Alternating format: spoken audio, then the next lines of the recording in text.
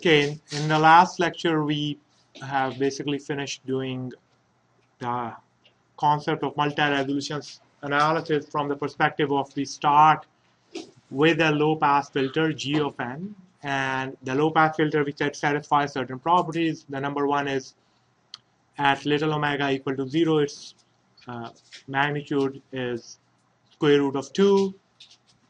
It satisfies the property that it is not equal to 0 within minus pi by 2 to pi by 2. And the third most important property is that it is a conjugate mirror filter, which means that g of e to the j omega square plus g of e to the j omega plus pi square equals a constant. In this case, we'll take it to be 2. And if that is the case, then you can define a scaling function using the inverse Fourier transform of recursive applications of this filter, and that scaling function gives rise to a multi-resolution analysis.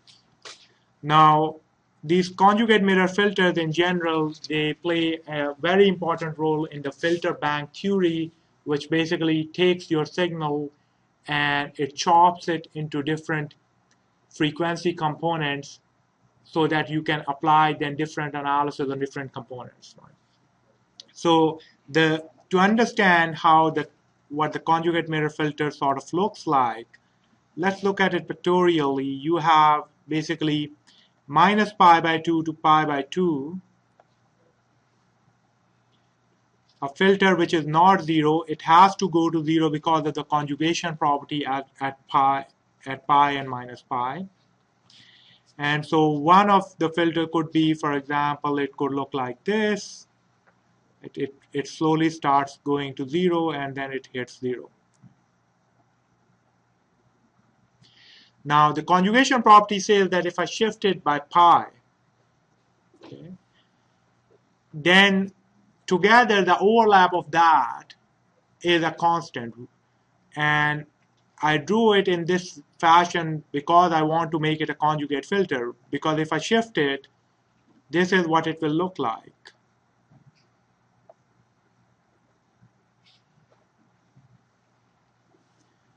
And similarly at the pi region, it will go to 0 now at 0. And so this is the g of e to the j omega plus pi. So effectively, a conjugate mirror filter of this form is dividing your frequency between minus pi and pi into two regions. They may be overlapping around pi by 2. Okay? But if, in a sense, you can think of this red kind of a filter as another filter, which is now a high-pass filter. And this black, which is the non-shifted version, as a low-pass filter. So this black filter effectively is keeping most of the low-pass frequencies. The red filter is keeping most of the high-pass frequencies. And together, if you add them up, it gives you an all-pass filter. So if you, for example, filter a signal with one filter and then another signal with that shifted version of it, then you are going to extract some low-pass frequencies and high-pass frequencies, and then if you add them together, you haven't lost any frequency. Okay, so that's sort of the conjugate mirror filter property that appears in the filter bank. And indeed, using this red version, we will start defining that as a different filter. This red version of the filter will enable us to get hold of the wavelet function. Okay, so just to make sure that we have certain cases we understand. For example, a perfect low-pass filter is a conjugate mirror filter. So if my g of e to the j omega was equal to square root of 2, 1, minus pi by 2 to pi by 2 little omega. This is a conjugate mirror filter. Okay.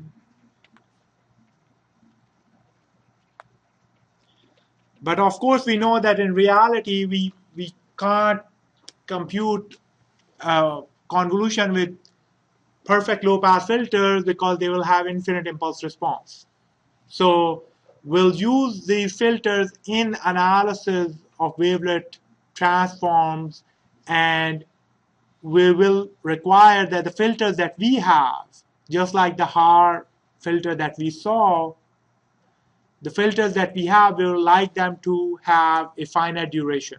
And because of that, we cannot have them as perfect low-pass filters. So conjugate mirror filter is a much broader class than saying, okay, chop your band of frequencies from minus pi to pi into non-overlapping region. It is saying, well, you can do overlap, but make sure you overlap in a way that together you get an all-pass filter.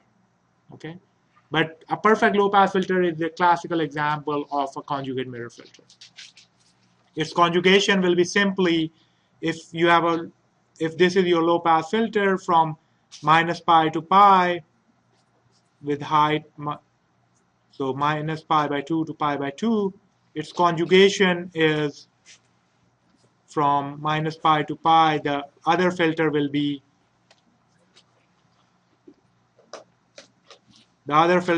this high-pass filter.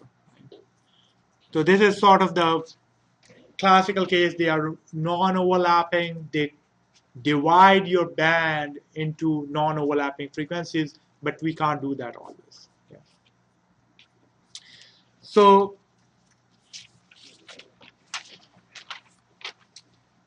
what happens is that if you start with a filter which satisfies these properties, then from that filter you can not only derive the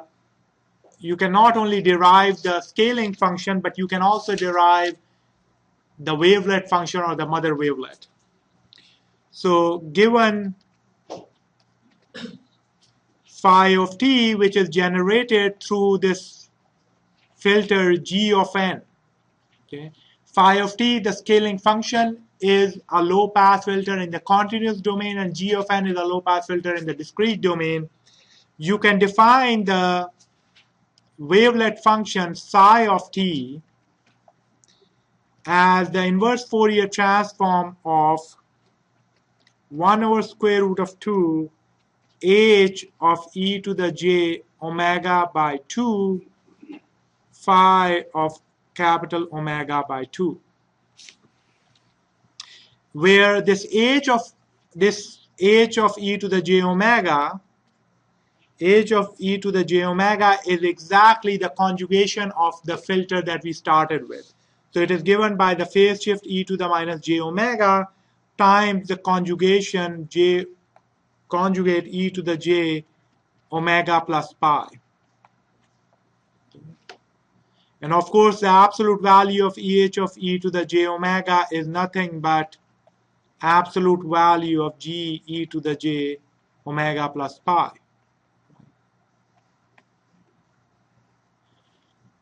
So indeed, this h of e to the j omega filter effectively corresponds to this red filter that I have shown.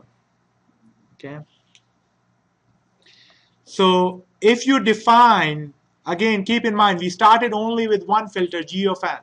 From that gn filter, we got phi of t. From that gn filter, now we can obtain the wavelet function by simply doing this operation. And what we are guaranteed is that the functions phi of j and t, defined as 1 over square root of 2j psi of t minus 2jn over 2j. So the usual scaling and shifting is an orthonormal basis. Okay. And what is this an orthonormal basis of? That is the question. Okay. So what is the relationship of, in terms of the multi-resolution analysis, what is this orthonormal basis of? that is where sort of the mystery starts to unravel, which is that if you think of, for example, this is your V0 space, and V0 space is contained in V minus 1 space, and it's a strict containment. V0 and V minus 1 are not the same, which means that you threw away some things. Right? If you think of it effectively, for example, the Shannon multi-resolution analysis, then what is the difference between V0 and V minus 1? There are some frequencies that you are now throwing away. Okay, so if you think of from the Shannon multi-resolution analysis perspective, your V0 is the space of all band-limited functions from minus pi by 2 or minus pi to pi. It's the continuous domain. So minus pi to pi. And V minus 1 is the space of all continuous functions which are band-limited to minus 2 pi to 2 pi. So this is V0. And your V minus 1 is the space of all functions which are between minus pi to pi, minus 2 pi to 2 pi. Okay? So effectively, you are throwing away some frequencies when you go from V minus 1 to V0. Okay? So between these two subspaces is a remaining piece which contains the details that you threw away. And that is a subspace that we call W of 0. Okay? Effectively, you can say that in the multi-resolution analysis, while you have V of j minus 1 contains V of j, so V of j is contained in V of j minus 1. What is that extra piece that is missing? That piece we call the subspace W of j, and the idea is that V of j minus 1 can be written as a subspace V of j plus a subspace W of j, and the two subspaces, the plus operation, we write it as direct sum, which effectively means that V of j is orthogonal to W of j, which means that there is no information that the two share. Okay, mathematically, of course, what it means is that if x belongs to V of j and y belongs to W of j, then x, inner product between x and y is 0. Okay. But in general, if you want to intuitively think about it, W of j contains all the missing information that V of j does not contain. So if you think about it, right, you have V of minus 1 is this subspace, which is the whole band from minus 2 pi to 2 pi. V of 0 is the whole band between minus pi and pi. In the term of this Shannon multi-resolution analysis, what do you guess will be W of 0? It will be the band that will be this region and this region. Because if you add W of 0 and this band together, it will be this band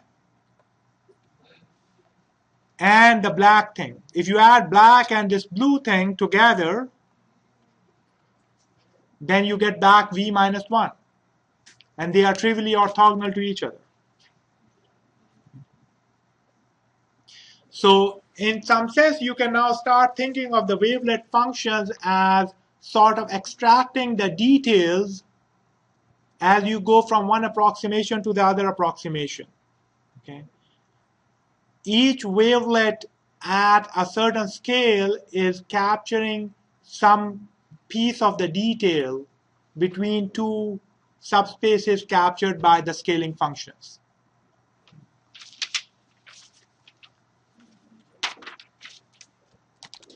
So in general, if you are given Gn, then Hn, this filter, can be computed by -1 over 1 to the 1 minus n times G of 1 minus n. So everything in multi-resolution analysis of wavelets can be defined through just this one filter. This one filter will give you the scaling function. This one filter will give you the wavelet function, and this one filter will give you the Hn filter, which we'll just be using pretty soon. Okay. So the main principle of projection onto the wavelet functions and the scaling function is that you are given this subspace V of j, V super j, and that we say is given by the superposition of the direct sum of Wj and Vj. Now, each of this Vj in turn is given by, again, W of j minus j plus 1 direct product with V of j plus 1. Right? So if I just take that previous example, V0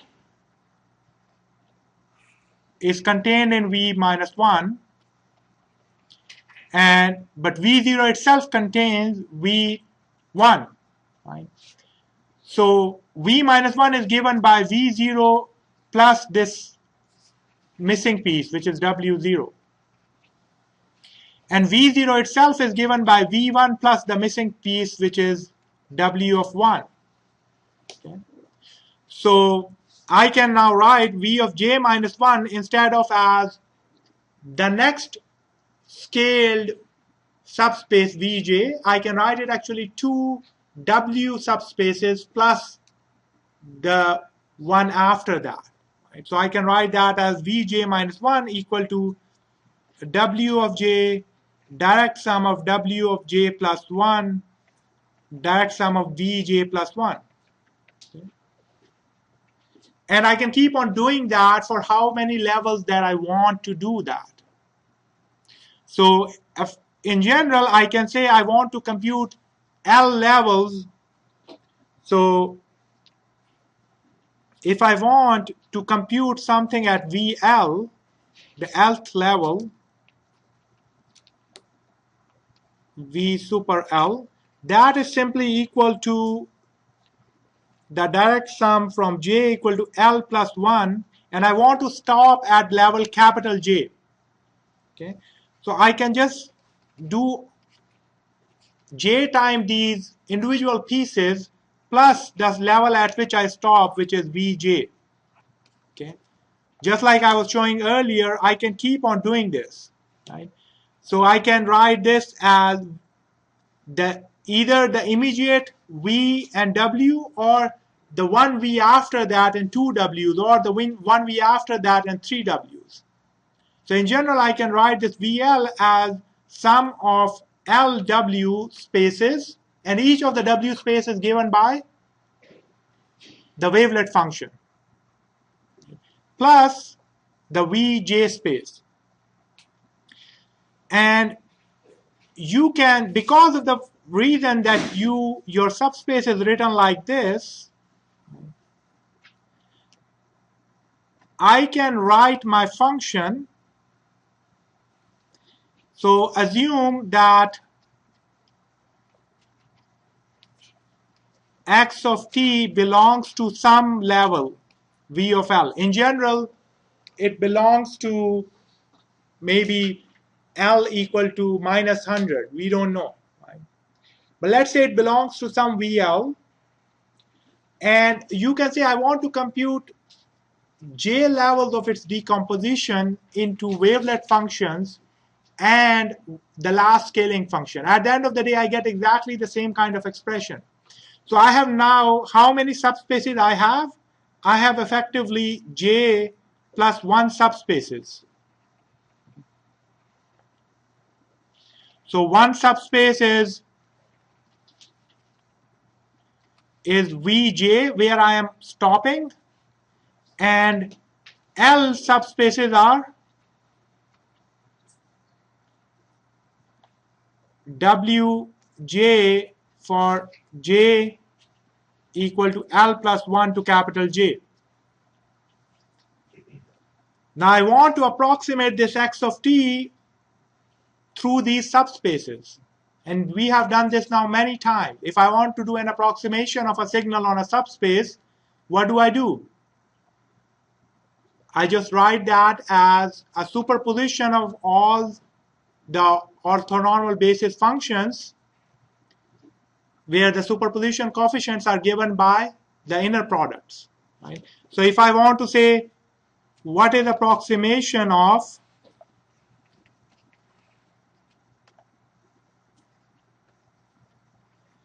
x of t on, let's say, w of j.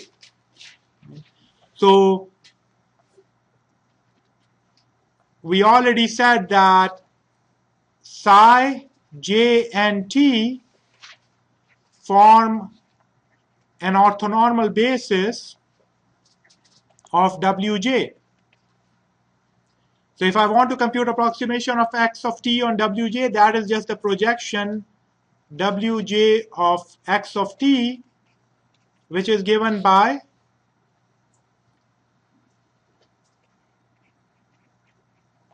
the inner product between x and psi j n and multiplied by psi j n t.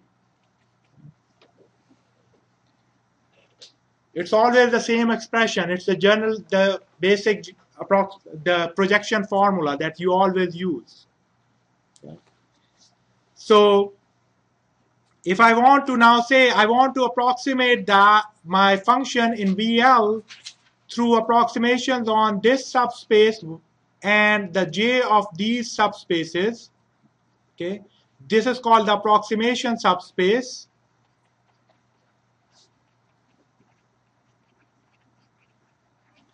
And this is called the detailed subspaces.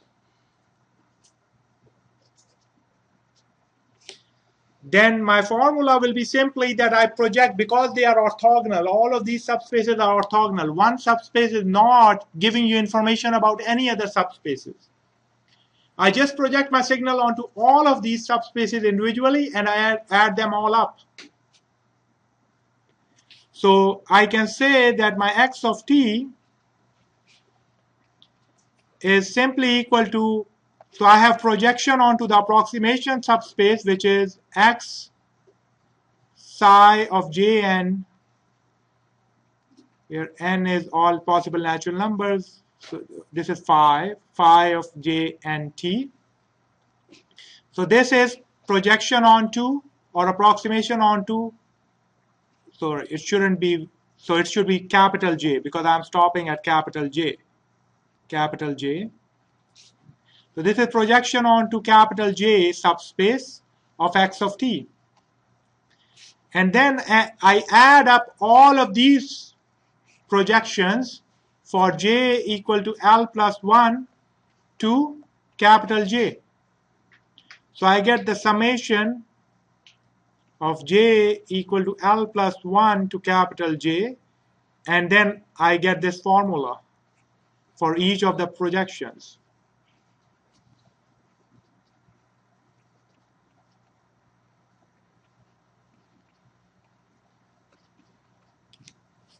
So if you think of it, this looks exactly like the wavelet expansion that we had derived originally from the wavelet transform perspective. Each of these j's give rise to a scale, and we had said that we have expansions onto the scales, plus if you stop at a scale, the remaining part is the approximation, which is captured through the scaling function. So these are my wavelet functions, and these are my scaling functions. So it's exactly the same expression. Now, the reason that we define these through H and G basically help us compute these coefficients in a much easier fashion than doing any analysis in the continuous domain. So first of all, these things, we'll write them as DJN. They are called detail coefficients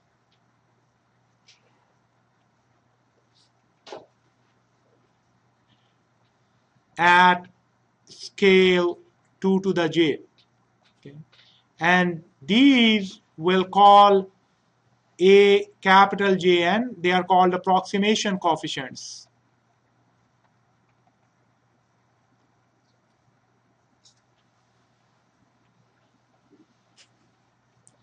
At scale 2 to the capital J.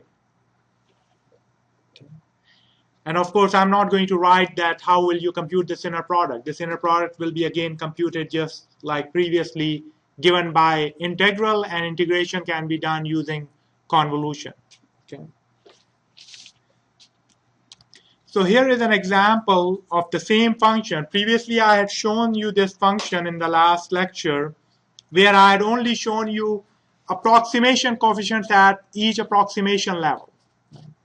But now what we are going to do is the same function, f of t, we are going to start at some scale, okay, and then we'll keep on going up. So the assumption is that at scale is, well, it approximately, this lives in scale v to the minus 10.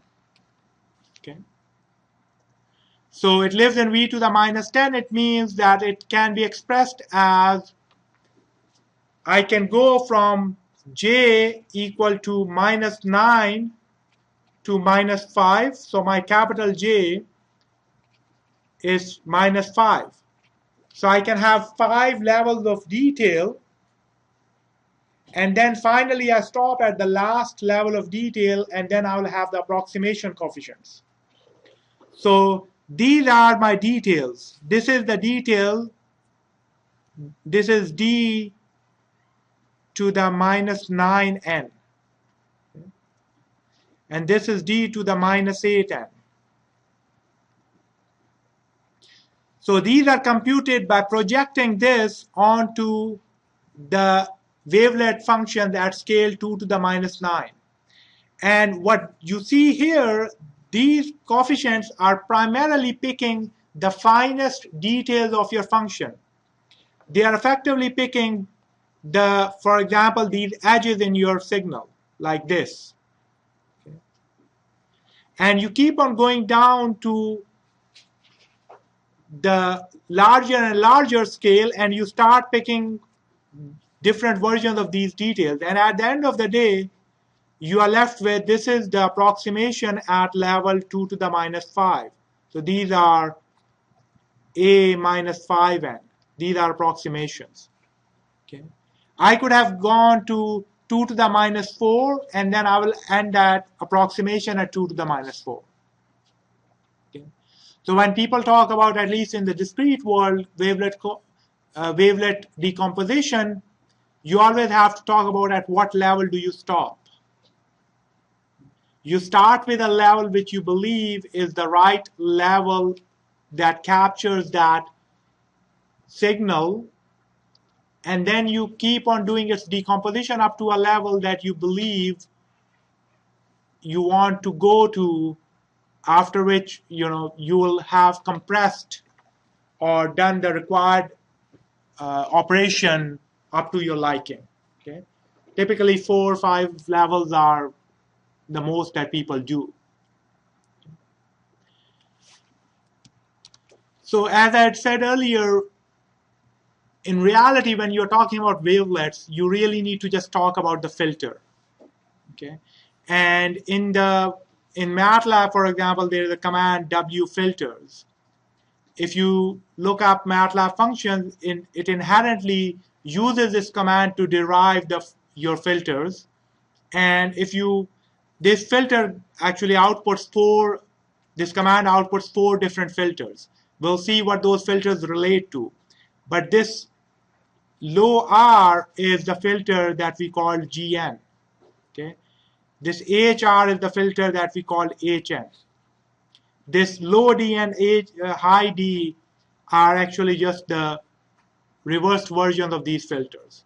So for example, if you were to look at Dobashi's 4, you can give this command, and this is what the filter looks like.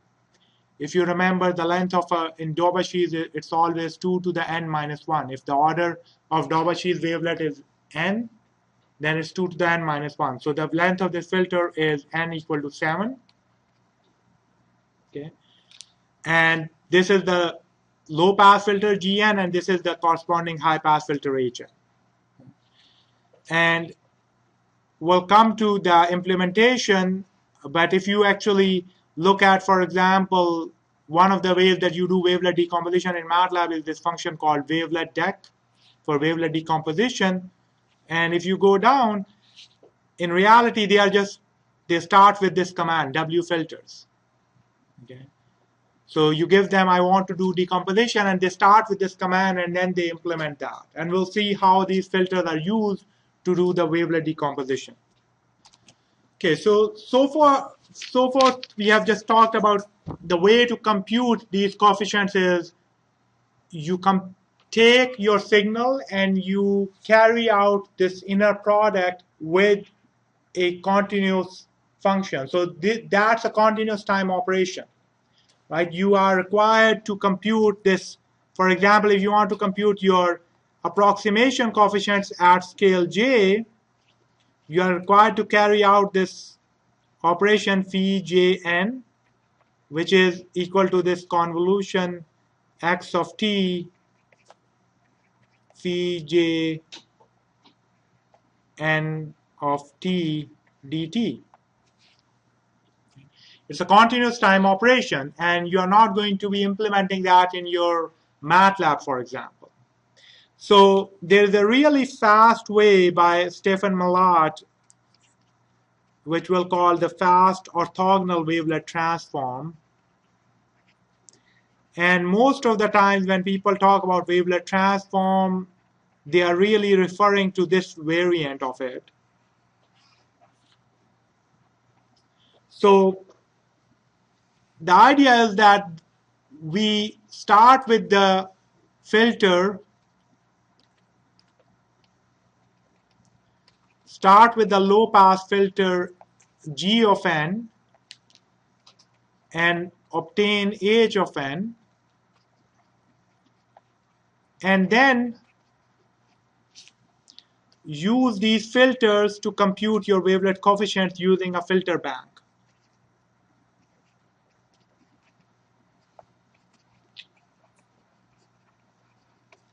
To compute detail and approximation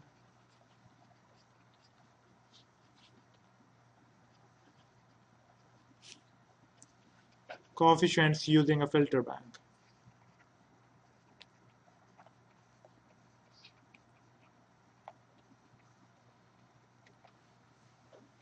Okay. So the basic premise of this transform is that you have been given some approximation coefficients already. So the idea is that you are given approximation coefficients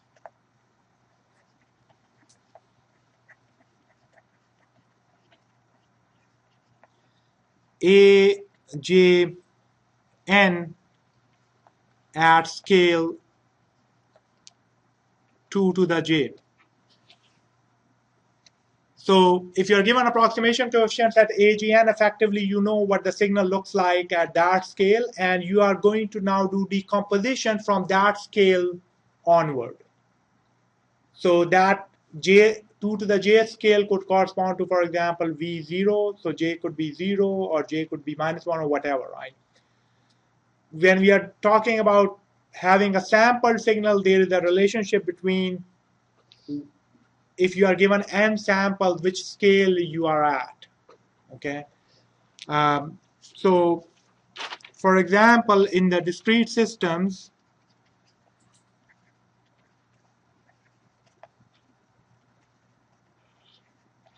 in discrete settings, we say that we are at scale 2 to the L, okay, with L approximately equal to log of 2n minus 1, where n is the number of samples.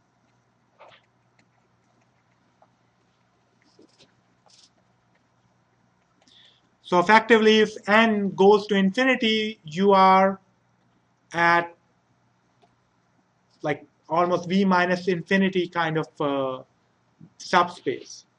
So as the number of samples increase, you are assuming that you are at a lower and lower and lower scale, which is you are getting close to L2R. Right? As the number of samples decrease, you assume that you are at a coarser scale. But you don't explicitly start with that. And so there is a relationship of your samples to AJN, but for the most part, you can just ignore that. That's just a scaling relationship. Okay. In general, you can say that in general, ALN, that's proportional to, if you have sampled your function, that is proportional to xn. So you can just treat your xn, the signal, the discrete signal that you have available, as your approximation coefficients at scale 2 to the L. Okay. So when you say carry out wavelet decomposition of approximation coefficients at scale 2 to the L, you can just think of it that whatever discrete signal you have available inside your computer, I'm just going to compute its wavelet decomposition. So the idea is how to compute that wavelet decomposition, and for that we'll go back to the terminology of approximation coefficients. But just keep in mind that approximation coefficients equal to, most of the time, the samples that we are dealing with inside a computer. Okay, so we are not going to prove that, but the idea is if you are given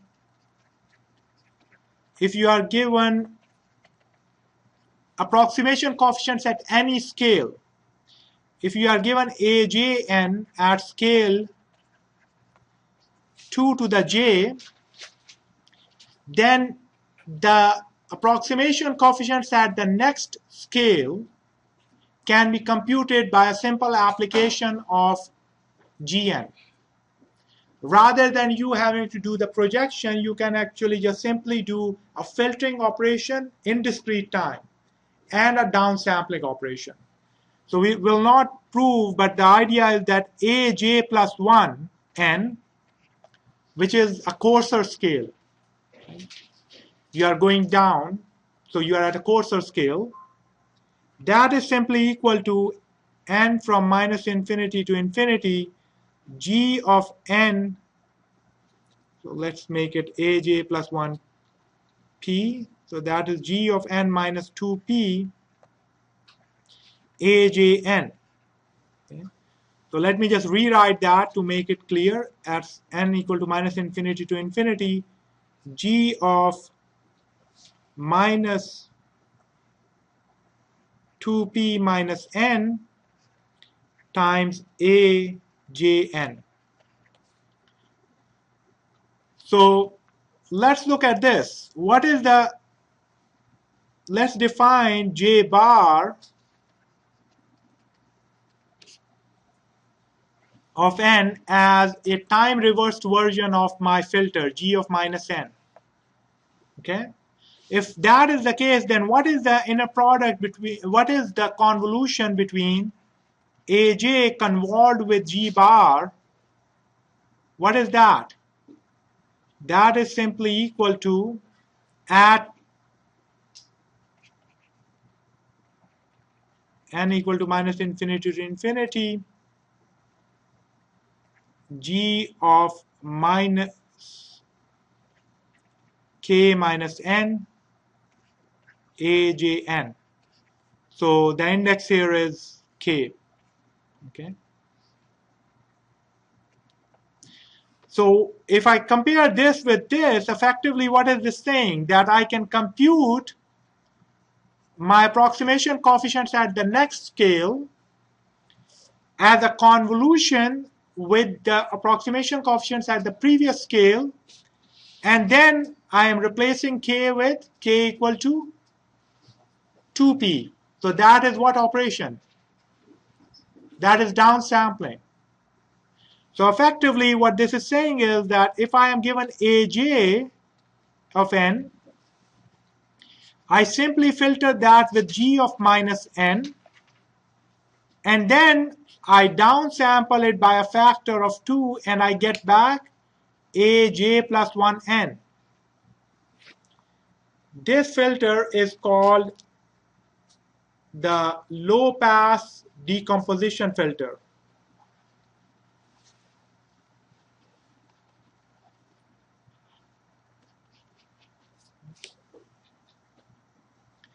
So that is how you compute your approximation coefficient. Now it turns out you can use the approximation coefficients to also compute your detailed coefficients.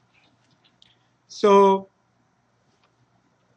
if you are interested in computing dj plus 1p, that is given by, again, a filtering and downsampling operation, but now the filtering is, instead of with g, it is with h.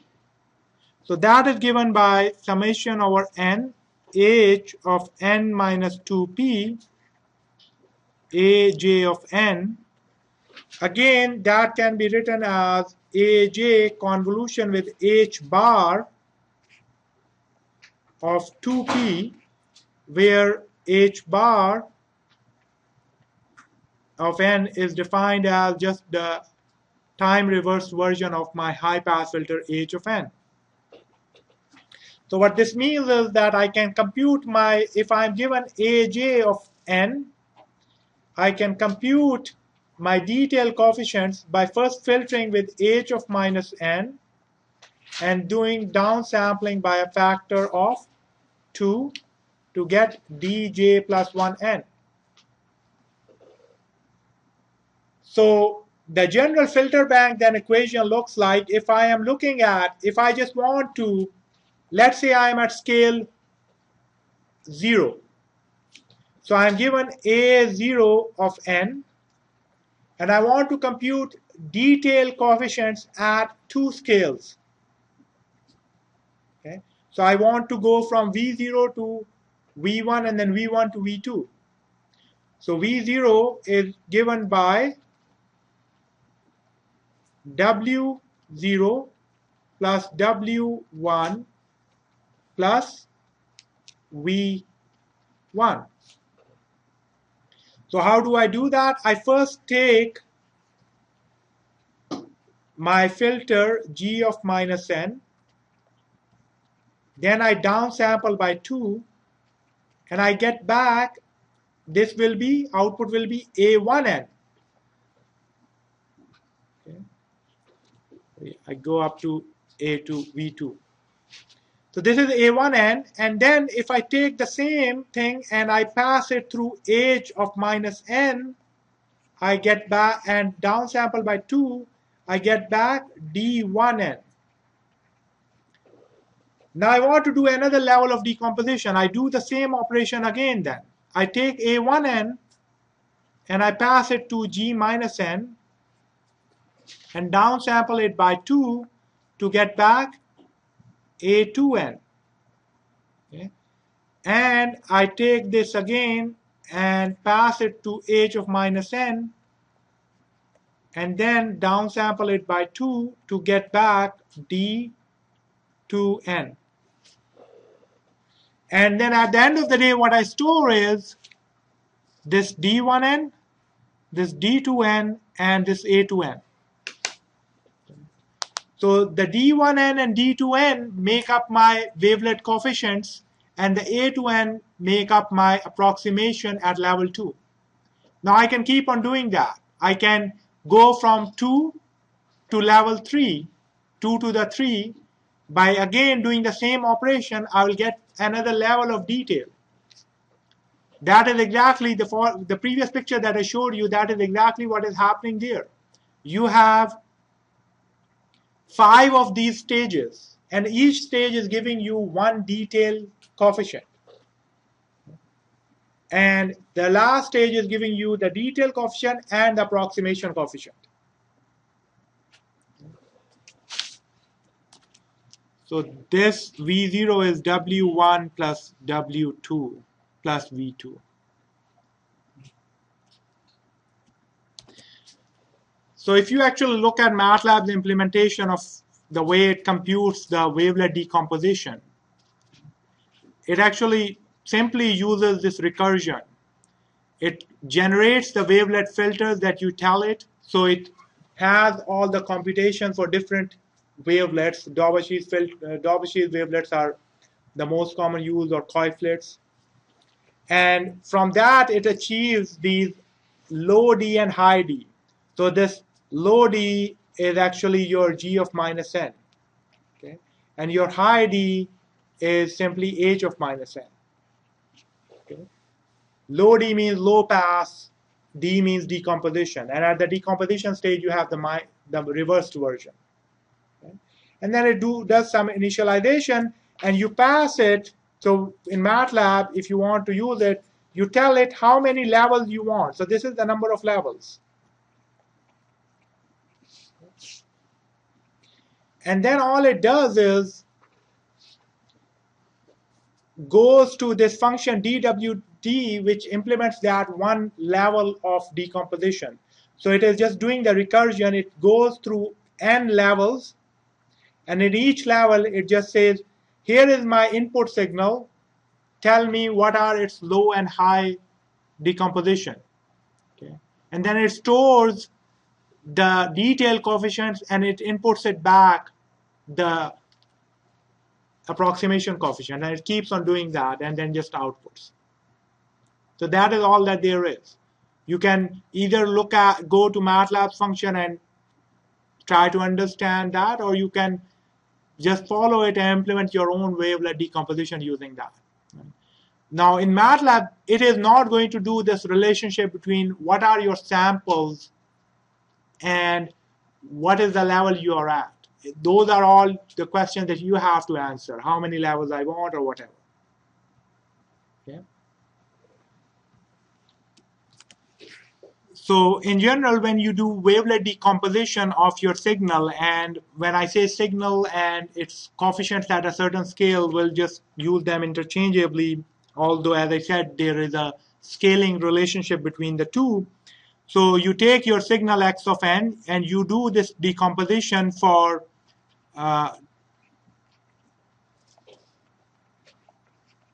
n levels.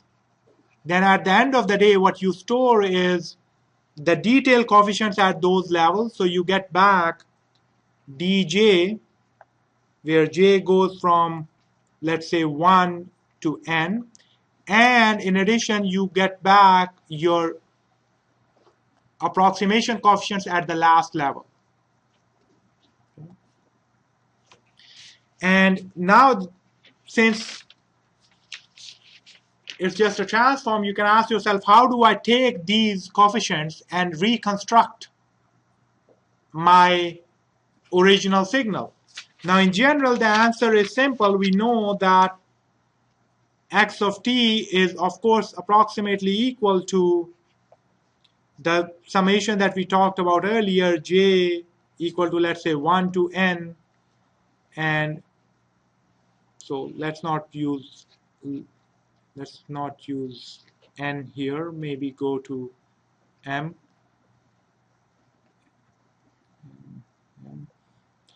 And so the detail coefficients at those levels multiplied by the multiplied by the wavelet functions plus the approximation coefficients at the last level multiplied by multiplied by the scaling function at that scale. But in general, we don't want to, of course, do this computation. We want to use the same nice fast version of the filter bank that we used earlier. And because of the quadrature mirror filters, actually the reconstruction works in sort of a reverse fashion from the way we worked earlier. How did we do earlier? We did filtering and downsampling. What is the reverse of that? Upsampling and filtering. And we just have to use the right filters. We again won't do any proof, but the idea is that if you are given at a higher scale, you are given the approximation coefficients and the detail coefficients at scale 2j plus 1. Then they can be used to obtain the approximation coefficients at the lower scale 2j. Okay. So the operation is that AJP, that is simply equal to the summation of G of P minus 2n AJ plus 1 n plus summation of n H of P minus 2n D of J plus 1n. Okay. Now this operation in general, it may look difficult, but if I define the expanded version of my AJ plus 1, the usual way that it is in every second value I just input a 0, I expand it by 1, by 2, factor of 2. So if n is even, I just input AJ plus 1n by 2. And if n is odd, then I just input 0. Okay. So then this whole expression, for example, the first summation of G of P minus 2n AJ plus 1n is simply equal to GP minus 2n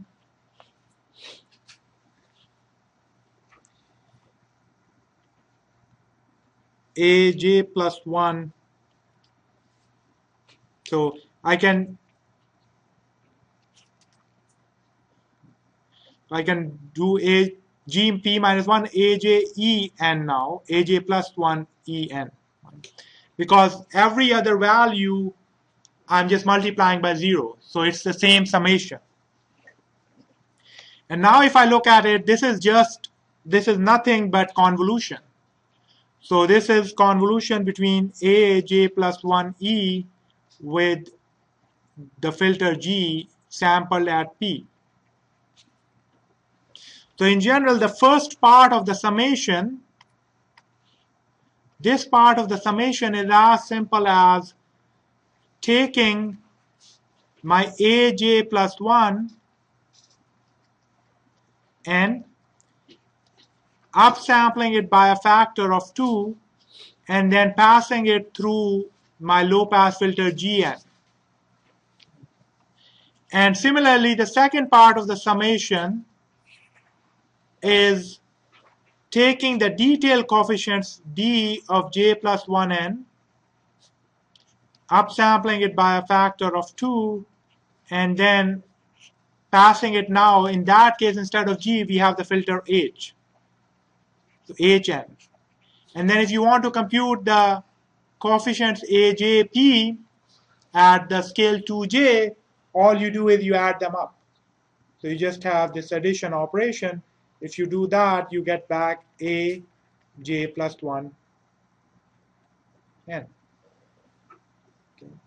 So you can do the same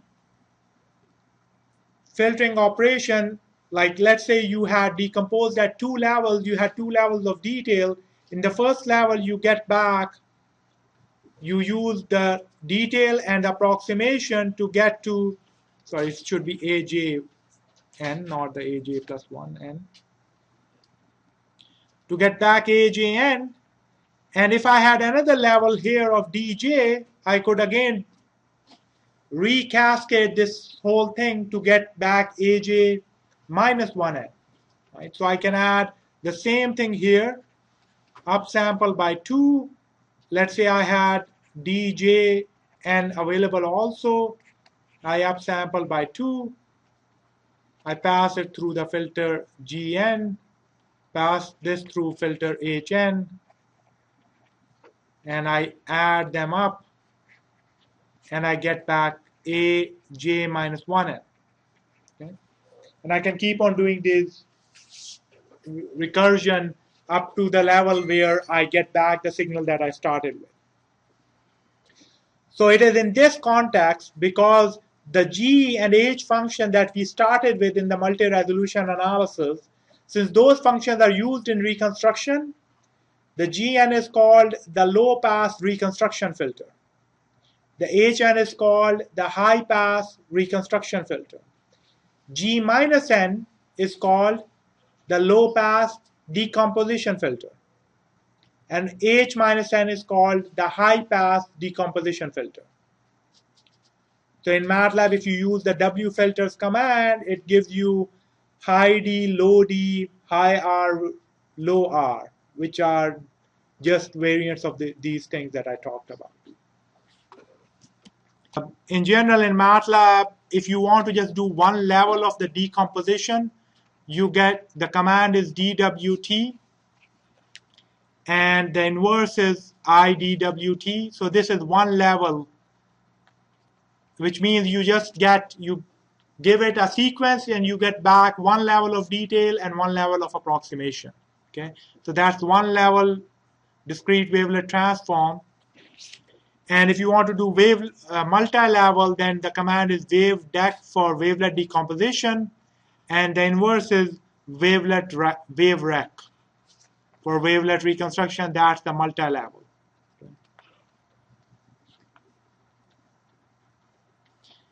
And as I showed you in previously, basically all that wavedec or waverec will use is just recursively use the DWT and IDWT, because that's the basic building block. You can keep on adding those to keep on going either more details or keep on using the details for approximations to get to the new approximation level. Now, one of the most important places that wavelets are used are in images. We, of course, are not going to have time to do 2D wavelets. I just want to give you a basic sense. The basic principle is very similar. In two-dimensional wavelets, the idea is you can think of it in the same multi-resolution analysis, where now you are looking at the overarching space is L2R2, two-dimensional space.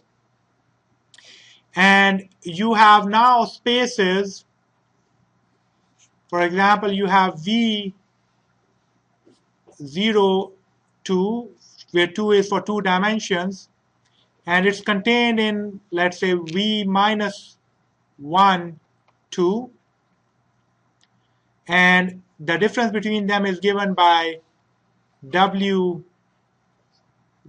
2, okay, and they are defined by the filters again. So the filters help you define the two-dimensional wavelet functions and the scaling functions. So the notion of filters appears again in that.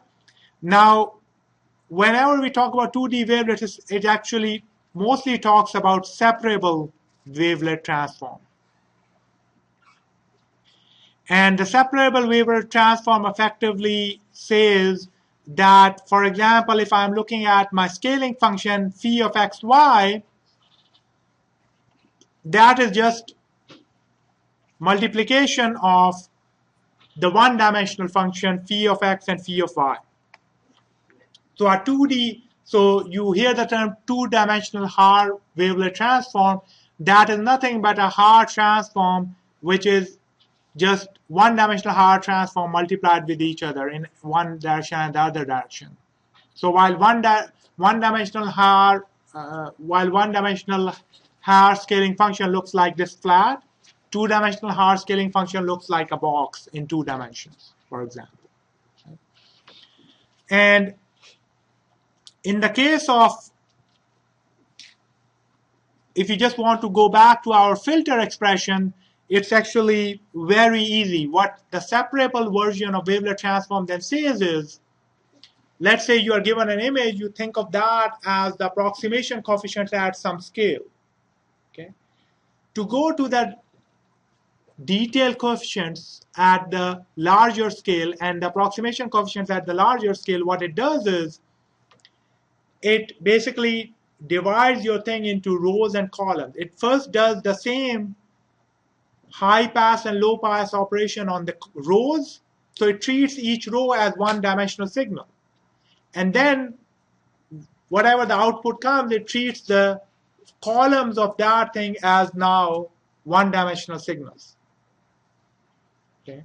So it is very similar to the separable questions that we had in, I think, assignment 3 or 4, or assignment 2. I can't recall now. So the 2D wavelet transform, and I'm taking this from a text where actually the roles of H and G are reversed. So actually this should be G of minus n, and this should be H of minus n. Okay? So make that transition everywhere. The H should be G of n and the G should be H of n. Okay? But the way 2D wavelet transform will work is you are given these two-dimensional, for example, image data. You first,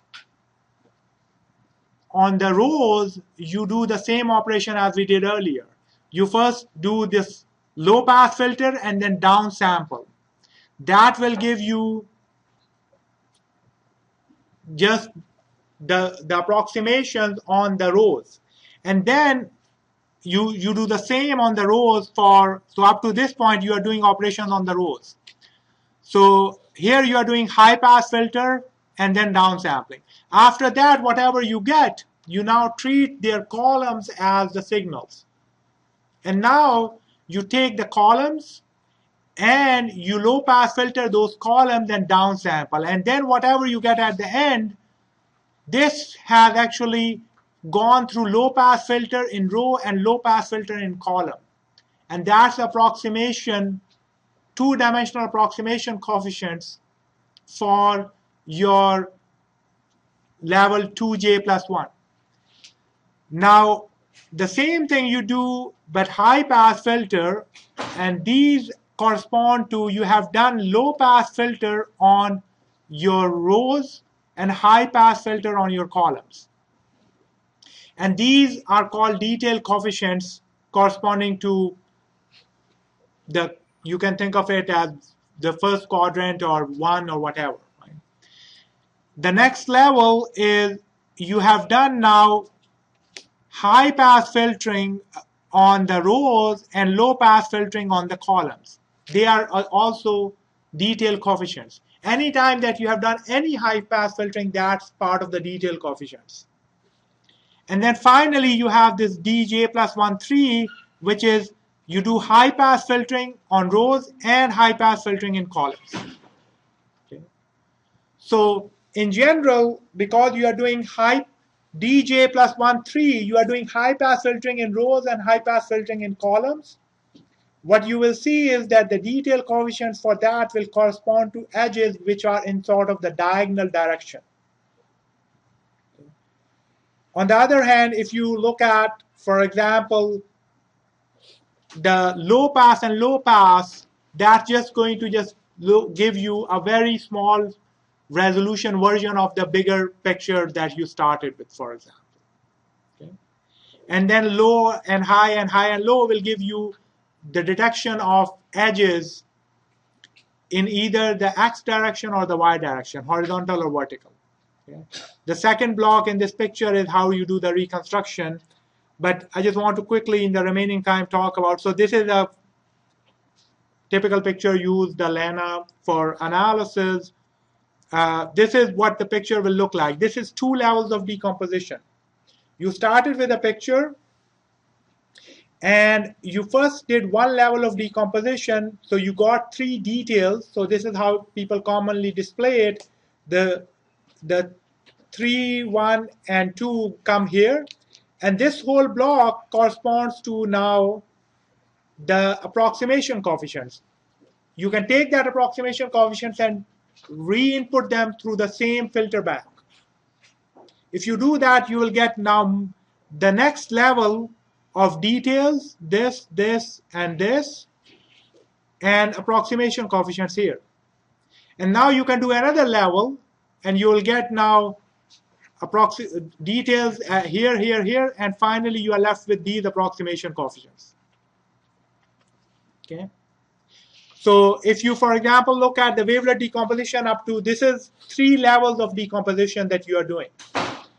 So for the Lena image, you see that these are approximation coefficients which you look almost like a low resolution version of your image. Okay. Whereas this, for example, is detecting edges along the diagonal direction. This is detecting edges. This version is detecting edges which are in the horizontal direction, because this corresponds to low and high pass. This corresponds to high and low pass. You're doing high pass filtering in the rows and then low pass filtering in columns. The best way to think of it is if you do wavelet decomposition of this image, which is just a box, so it has very clear edges. Okay, so this is of course the approximation coefficients, which are simply a low resolution version of your picture. If you look at this, right, it's only detecting the edges which are in the diagonal direction. So it effectively, everything that is gray is 0. Okay, so it is just detecting this edge, and this edge. All of these wavelet coefficients are large. All the other things are 0. The details in here are almost 0. In here, it's only these wavelet coefficients are large and everything else is 0. Okay? And it keeps on going. So this is what basically the idea behind, for example, JPEG 2000, it is divides your images into small patches, and then it does certain level of this wavelet decomposition, and everything that is 0 is, of course, it quantizes so that zeros get very little space, and smaller coefficients get very little space. And the higher coefficients, the idea is they carry a lot of information.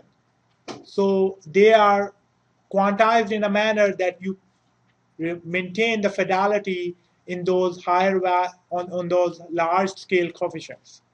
Okay, but the basic idea behind these scales is just those filter banks applied twice, the same filter bank that we saw earlier.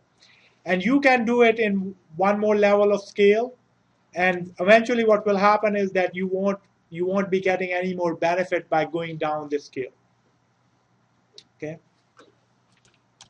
So this decomposition or this display, you have to do it yourself, but if you just want to compute the coefficients in Matlab, if you just want to do one level, that's the command is dw2, and the inverse command is idw2, that's a single level, which means it will give you 3 detailed coefficients corresponding to high, high, high, low, and low, high, and 1 approximation coefficient corresponding to low and low pass. And then if you want to do multi-scale, multi-level, that's wave dec 2, and the inverse is wave rec 2.